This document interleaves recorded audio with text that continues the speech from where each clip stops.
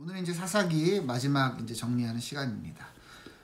우리가 이제 사사기를 그동안 나누었는데 어느 정도는 이제 다 기억을 하실 거라 생각을 해요. 이제 이스라엘이 이제 가나안 땅에 들어와서 타락하고 가나안 풍습과 문화를 따라서 변질됨으로 이제 하나님께 징계를 당하고, 그래서 하나님이 이제 사사들을 세워서 또 구원해 주시고, 그렇게 이제 온니엘이나 뭐 드보라 같은 사사들에 대해서 보았습니다. 그런데 이제 계속 이어지는 내용을 보면 그럼에도 이스라엘은 더욱더 타락해져 가는 거죠.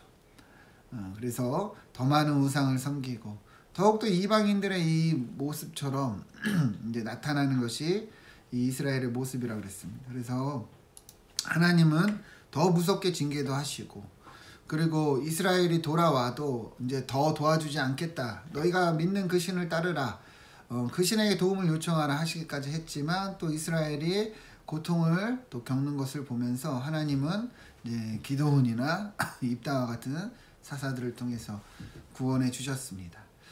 이 사사기의 그런 흐름들을 이제 우리가 잘 이제 기억을 해보면서 오늘 이제 마지막 정리를 하면 좋겠는데요. 오늘은 이제 마지막 사사인 이제 삼손과 이 사사기에 있었던 두 가지 일화에 대한 내용입니다. 오늘 본문을 다시 보면 자 13장 1절 13장까지 왔는데도 이 내용이 계속 반복이 돼요. 이스라엘이 또 여호와 목전에서 악을 행함으로 하나님이 블레셋 사람의 손에 넘겨주시니라.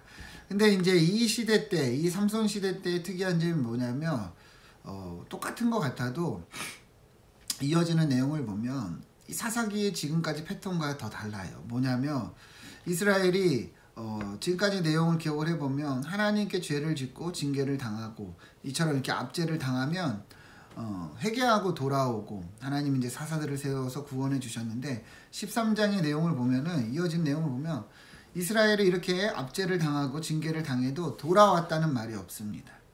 다시 말하면 하나님을 다시 찾지 않는 거예요. 고난을 겪고도 고통을 겪고도 이제는 하나님을 찾지 않는다. 여러분, 이게 무엇을 의미합니까?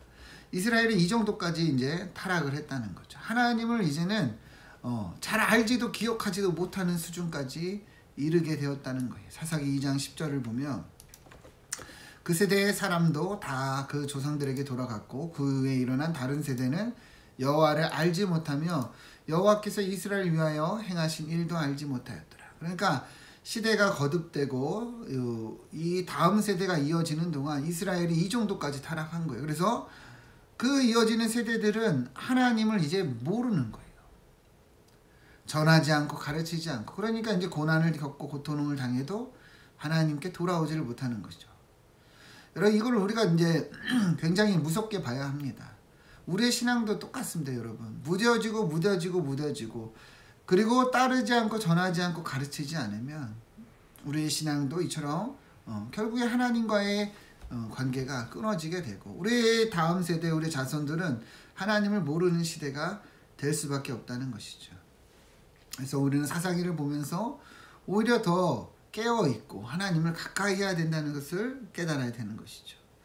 그래서 이제 이어지는 내용을 보면 이제 이스라엘이 이제 하나님을 바라보지도 못하니까 하나님께서 직접 이 역사 가운데 개입하시고 직접 역사하시는 것이 이제 이 삼손 시대의 가장 중요한 이제 부분입니다. 삼손도 사실은 똑같았어요. 하나님이 사사로 부르시고 나시린으로 세우셨지만 이 이스라엘의 이 모습처럼, 일반적인 백성들 모습처럼, 시대의 모습처럼 자기 마음대로 행한다는 것이죠. 14장 1절부터 2절을 보면 삼손이 대표적으로 어떤 일을 하냐면 블레셋 사람의 딸들 중에 한 여자를 보고 이제 마음에 들었다고 해서 자기 아내로 삼으려고 합니다. 여러분, 율법을 보면 이방인과의 결혼을 금하고 있어요. 특별히 이 나시린으로서 삼손은 또 사사로서 구별된 사람인데도 이처럼 하나님의 뜻을 뒤로하고 자기 마음대로 행하고 있는 것을 보여주고 있는 거죠. 시대가 그렇다는 거예요. 하나님의 뜻이나 말씀보다, 율례보다, 율법보다 그냥 내가 원하면 그렇게 행하는 거죠. 여러분, 우리도 그렇잖아요. 우리의 신앙생활도 정말 알면서도 내 마음대로 행하는 것들이 여러분 많이 있지 않습니까? 하나님이 우리에게 알려주시고 또 우리로 깨닫게 해주시고, 하나님은 우리를 하나님의 형상으로 지으셨거든요. 이 형상으로 지으셨다는 말은 모습뿐 아니라 지와 정과 의예요. 지식, 감정, 의지거든요. 다시 말하면 깨닫게 하신다는 거예요. 하나님을 닮아서. 그래서 우리는요, 말씀을 듣고 이 성경을 또 배웠기 때문에 어느 정도 알기 때문에 옳고 그름을 구분할 수 있습니다. 그래서 적어도 우리가 예배의 자리로 나와야 되는 것을 우리 스스로 알잖아요. 근데 이제 어떻게 되느냐? 점점 하나님이 원하시는 것을 알면서도 내 생각이 더 커져가는 거죠. 알면서도 내 마음대로, 알면서도 내 소견대로. 그래서 더더욱 타락해져 가는 게 이 사사기 시대라는 거죠. 삼손도 몰랐겠습니까? 알죠. 심지어 부모가 말해요. 너 그러면 안 된다. 너 백성 중에 여자가 없어서 할례받지 아니한 블레셋 여인과 결혼하려 하느냐? 근데 삼손은 그 소리를 들어도 별로 개의치 않은 거예요. 왜요? 나는 이게 좋은 거예요. 나는 이 여인이 좋은 거예요. 나는 이 여인이 이쁜 거예요. 나는 하나님의 말씀보다 내가 더 좋은 게 있는 거죠. 그러니까 어때요? 자꾸 거부하는 거예요. 거절하는 거예요. 그런데도 하나님은 이 사사기를 통해서 말씀하시는 게 뭐냐? 계속해서 그 뜻을 이루어 간다는 거예요. 하나님은 삼손을 통해서 이 블레셋의 손에서 이스라엘 구원하기로 작정하셨습니다. 14장 18절부터 보면 자, 삼손이 이 블레셋 여인과 결혼을 합니다. 그래서 이곳의 풍습을 따라서 이 블레셋 사람들에게 수수께끼를 내요.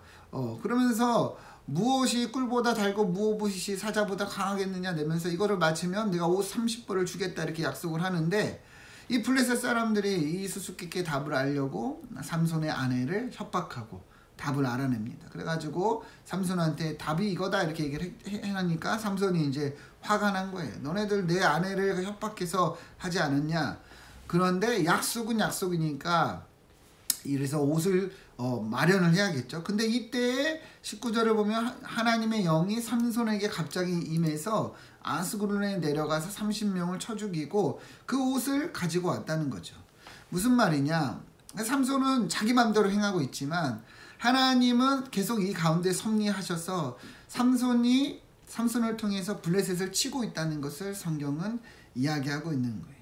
이해가 되시죠? 삼손은 자기 마음대로 행해요. 그러나 하나님의 뜻은 계속 이루고 계시다는 것이죠.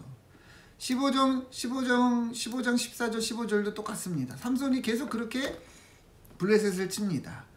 삼손이 레이의 이름에 블레셋 사람들이 그에게로 마주 나가며 소리 지를 때 여호와의 영이 또 하나님의 영이 삼손에게 임하셨다는 거예요. 그러니까 하나님이 일하고 주권적으로 역사하신다는 거죠.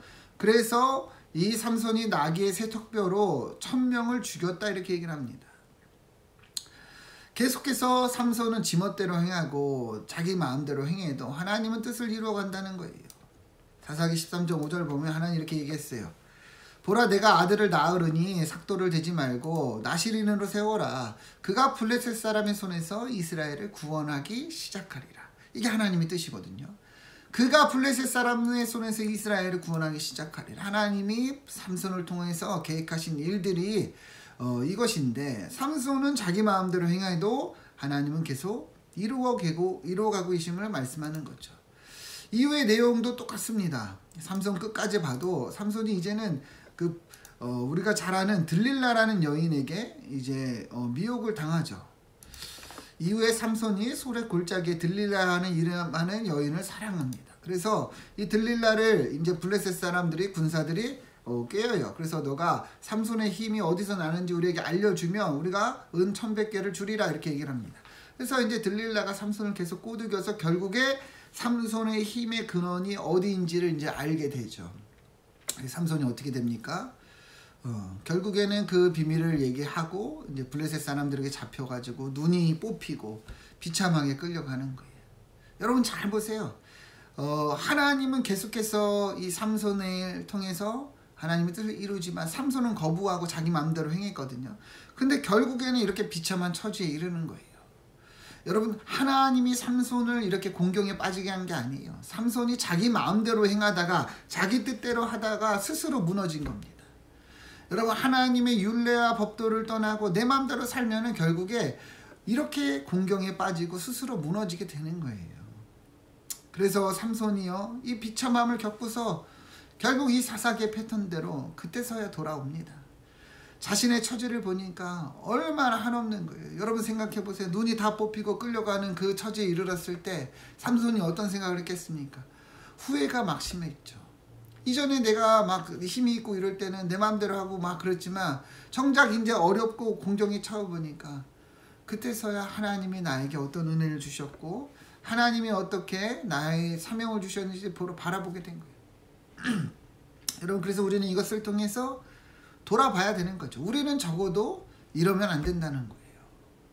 내 마음대로 내 소견대로 살면 스스로 무너집니다. 그럴 것이 아니라 하나님이 주신 사명과 뜻을 우리는 바라보면서 그게 정말 하나님이 주시는 축복인 것을 알고 따라가야 되는 것이죠. 결국에 이제 삼손은 하나님께 다시 돌아갑니다. 삼손의 머리카락이 다시 자랐다는 의미가 그런 의미죠. 하나님 내가 잘못했습니다. 하나님 나를 용서해 주시고 당신께서 나에게 계획하신 그 뜻을 이루게 해주소서. 그러면서 삼손이 이제 기도함으로 어떤 일이 일어나냐, 이제 블레셋 사람들이 이제 삼손을 잡았으니까 제주를 부리게 합니다. 근데 삼손이 그 상황 속에서 이 집을 버티는 기둥을 찾으며 하나님께 부르짖어요. 뭐라고 부르짖느냐, 이제 26절부터 보면 삼손이 자기 손을 붙든 소년에게 이르되 이 집을 버틴 기둥을 찾아 의지하게 하라. 거기에 블레셋 사람들이 가득해서 남녀가 3,000명 가량이라. 삼손이 제주 부리는 것을 보더라, 이렇게 얘기를 합니다. 근데 이때 삼손이 뭐라고 합니까? 여호와께 부르짖어 이르되 주 여호와여 구하옵나니 나를 생각하옵소서. 나를 강하게 하사 이 원수를 갖게 하소서 하면서 결국에 이 기둥을 다 무너뜨렸다는 거예요. 그래서 30절부터 보면 삼손이 블레셋 사람과 함께 죽기를 원하노라 하면서 그 몸을 굽힘에 이 모든 것이 무너져서 덮치니 삼손이 죽을 때 죽인 자가 살았을 때 죽인 자보다 많았더라. 그러니까 굉장히 많은 사람을 블레셋을 쳤다는 것을 이야기합니다. 그래서 그의 시체를 가져다가 장사했고 삼손이 이스라엘 사사로 20년 동안 지냈더라. 그러니까 삼손이 비록 자기 멋대로 살았지만 마지막에는 이렇게 하나님의 사명을 따르고 그리고 사사로 결말을 맺었다는 것을 알 수 있는 거죠. 여러분 그래서 우리는 이 사사기를 보면서 돌아봐야 되는 거예요. 삼손이 어떠한 삶을 살고 이렇게 비참한 일을 겪고 어떻게 돌아왔는가. 우리는 그러면 안 된다는 것이죠. 반면교사로 삼고 내 맘대로 내 소견대로 타락하고 넘어져서 그때 돌아올 것이 아니라 주어진 자리에서 내 맘대로 내 뜻대로 사는 것이 아니라 하나님이 주신 이 뜻과 소명을 구하고 그 말씀을 구하고 그러면서 순종하며 살아가는 것이 중요하다는 거죠. 하나님 우리에게 어떤 사명을 주셨습니까? 하나님의 자녀로서 살기 원하시는 거예요. 이 땅의 빛과 소금으로 복음을 전하고 너희의 착한 행실로 하나님께 영광을 돌리라 하셨죠. 그리고 찬양하는 삶, 예배하는 삶, 기도하는 삶을 말씀하셨습니다. 여러분 우리도 그러한 삶을 살기를 원합니다. 나중에 후회하고 내 맘대로 살다가 스스로 무너져 타락할 것이 아니라 그리고 후회할 것이 아니라 늘 그 하나님 안에서 살아가는 것이 중요하다는 것이죠. 이어지는 내용들은 다 똑같습니다. 이제는 두 가지 일화에 대해서 얘기를 합니다. 어떤 에피소드들이 있었는가, 이 사사시대의 어떤 시대적인 모습을 너무도 잘 나타내는 건데요.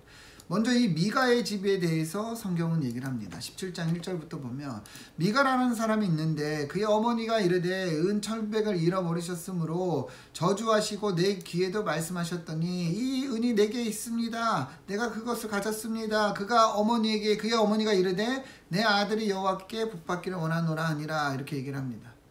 자, 이 말은 뭐냐면 자, 미가라는 사람이 있는데 그의 어머니가 돈을 잃어버렸어요. 은천백이면 엄청난 돈인데 그래서 이거 가져간 사람을 저주를 한 거예요. 근데 가져간 사람이 누구냐? 바로 자기 아들인 거예요. 미가가 보니까 엄마가 저주를 하는 거예요. 그러니까 이 저주하는 내용을 듣고 자기가 너무 두려워서 어머니 사실은 이 은이 나에게 있습니다. 어떡하죠? 어머니 저주를 하셨는데. 그러니까 그 어머니가 그 저주를 바꿔서 복받기를 원하노라, 이렇게 얘기를 한 거예요. 그러니까 뭔가 정상적이지 않은 거죠. 가만 보니까 저주한 이 대상이 자기 아들이 된 거예요. 자기 아들이 돈을 가져갔으니까. 그래서 이제 이 어머니가 이제 이게 부족했는지 그 은천백을 가지고 신상을 만듭니다. 신상. 그러면서 하나님께 거룩히 들었다 이렇게 얘기를 하는데 이게 이제 사사기의 모습이에요. 여러분 율법적으로 보면은 신상을 만들면 안 돼요. 근데 이 사사기 시대는 자기 마음대로 하니까 하나님을 위하는 것 같지만 전혀 하나님 말씀을 따르지 않죠. 그래서 신상을 만들어서 어떻게든 그냥 자기 아들에게 저주가 임하지 않게 하려고 그렇게 행했다는 것이죠. 근데 이어지는 내용을 보면 이러한 모습들이 계속 반복돼요. 자, 미가의 집에 한 레인 청년이 이제 옵니다. 근데 이제 레인이 오니까 미가가 생각할 때, 이 사람이 우리 집 제사장이 되면 좋겠다 생각이 든 거예요. 그래서 돈을 줄게, 먹여줄게 하니까 흔쾌히 예스를 합니다. 레인도 어떠하냐? 이 시대에 보면 자기 사명을 뒤로하고 거처를 옮기고 이렇게 대우만 해주면 사명을 뒤로하는 그런 시대였다는 거죠. 그리고 또 단지파가 등장을 하는데 단지파의 정탐꾼들이 이제 땅을 이제 이렇게 정탐하다가 이 미가의 집에 들렸는데 보니까 레인 청년이 있는 거예요. 그러니까 야, 너 레인 우리가 어떻게 될 것 같아? 잘 될 것 같아? 그러니까 레인은 잘 될 거예요. 자, 인사성으로 말을 했는데 그 말을 듣고 나서 그냥 좋은 거예요. 그래가지고 이 레인을 이 미가의 집에서 강제로 데려다가 자기들의 제사장으로 삼습니다. 제사장으로 삼을 때 막 신상들을 또 다 훔쳐와요. 그러면서 하나님께 묻지도 않고 주신 적도 없는 라이스라는 아주 평온한 땅을 완전 진멸시켜버리죠. 이 시대의 사사기 시대의 모습이 그러했다는 거예요. 한 가정을 넘어서 레인조차도 한 지파의 모습까지도 이 정도까지 타락했다. 그냥 자기 마음대로 행하면서 이렇게 악행을 저지르고 있다는 거죠. 두 번째 에피소드도 똑같습니다. 그 사사기에 있었던 일화들 보면 19장 1절 보면 자, 이스라엘이 왕이 없을 그때에 에브라임 산지 구석에 거류하는 어떤 사람이 레이 사람이 유다 베들레헴에서 첩을 맞이하였다. 이스라엘에 왕이 없을 때, 왕이 없는 게 아니라 이스라엘이 하나님이 왕이신 하나님을 따르지 않았죠. 그 도덕적으로 순결해야 되는 레인이 첩을 맞이하고 있어요. 결혼이라는 이 하나님의 섭리를 왜곡하고 있고 자신의 정욕을 따라 이 여성을 취하고 있다. 레인이 그렇다는 거예요. 앞선 레인도 그랬지만 지금 이 레인도 그래요. 거주하는 지역이 달라요. 지역이 달라요. 레인들이 이 정도로 타락했다. 뭐 일반 백성들은 말하지 않을 정도로 타락했다는 어떤 것을 알 수 있는 거죠. 그런데 이러한 모습들이 계속 어떠냐, 이제 이어져서 악행들이 계속 나타나요. 죄악들이 만연해져 갑니다. 19장 22절부터 보면 이들이 이 기브아의 한 지역에 머물다가 아주 비참한 일을 겪죠. 이 성읍의 불량배들이 이 집을 찾아와서 이 노인에게, 이 집주인에게 말합니다. 이 레인을 끌어내라. 우리가 그와 관계하리라. 동성애를 요구하는 거예요. 동성애하겠다는 거예요.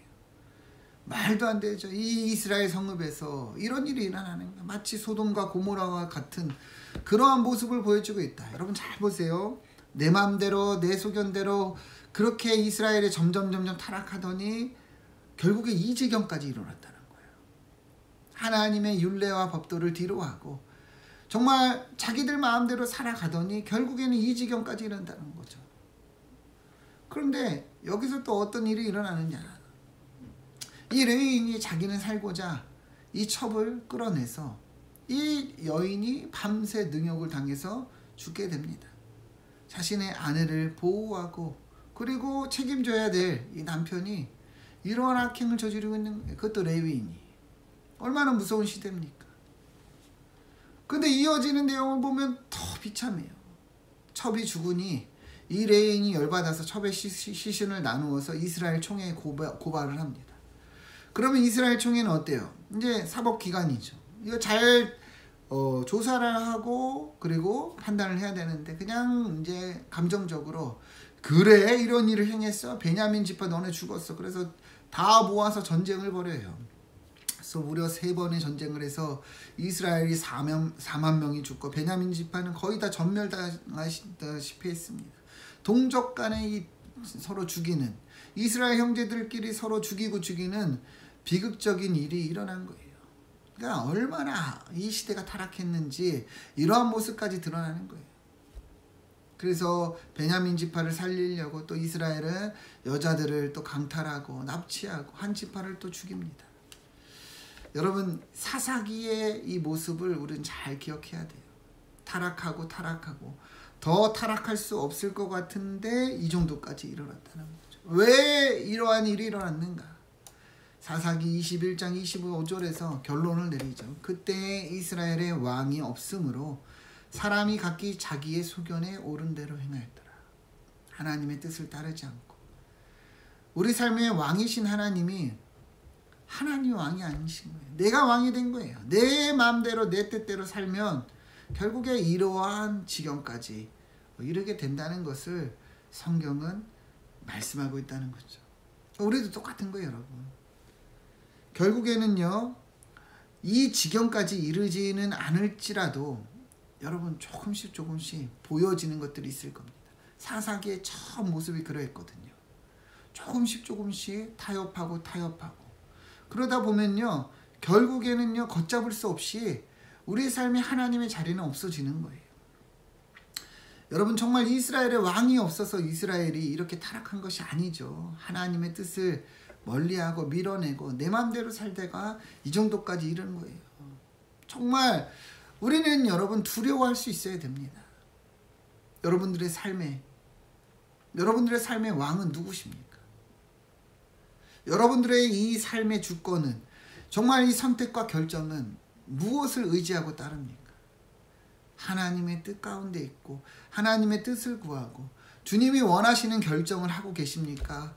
아니면 내가 다 결정하고 내가 다 왕이 되고 주인 되고 그리고 나서 하나님 도와주세요. 그리고 나서 왜 하나님 안 도와주십니까? 우리는 그렇게 살고 있지 않냐는 것이죠. 여러분 하나님의 율례와 법도 아래서 주님의 이 다스림과 통치를 구하시기를 축원드립니다. 하나님을 떠나 내 마음대로 살면 자유할 것 같고 정말 편할 것 같지만 그렇지 않아요. 그 울타리를 벗어나면 이 악한 사단의 권세가, 이 악한 들짐승과 이리가 우리를 잡아먹으려고 눈에 불을 켜고 있습니다. 여러분 시편 23편을 보면 다윗이 이렇게 이 고백을 했습니다. 여호와는 나의 목자시니 내게 부족함이 없으리로다. 하나님이 여러분 우리의 목자가 되실 때 부족함이 없는 거예요. 내가 목자가 되고 내가 왕이 되어 살면 여러분 그 삶에 계속해서 변질되고 타락한 모습은 나타날 수밖에 없습니다. 주님의 목자가 되시고 주님의 음성을 듣고 그 뜻을 따를 때 그가 우리를 쉴만한 물가로 푸른 풀밭으로 인도하시는 겁니다. 여러분 사사기 결론을 내립니다. 그래서 이스라엘의 왕이 누구냐? 하나님이시라는 거예요. 여러분과 제 삶의 왕이 누구시냐? 하나님이시라는 거예요. 그분의 통치와 그분의 다스림을 따라 살 때 여러분 우리가 정말 평안과 자유를 누릴 수 있는 겁니다. 그분의 뜻을 거부하고 내가 주인 되고 내가 왕이 되어 살 때 여러분 그래서 이 사사기가 이 정도까지 타락했다는 것을 여러분 우리는 정말 마음에 새겨야 하는 것입니다. 그래서 우리 삶에는 하나님의 통치와 다스림이 임하고 참 자유와 기쁨을 누리는 그런 은혜가 있기를 축원드립니다. 다음 주부터는 데살로니가 전서를 나누도록 하겠습니다. 여러분 꼭 읽어오시고 같이 은혜를 나누는 시간이 되면 좋겠습니다. 기도하겠습니다. 하나님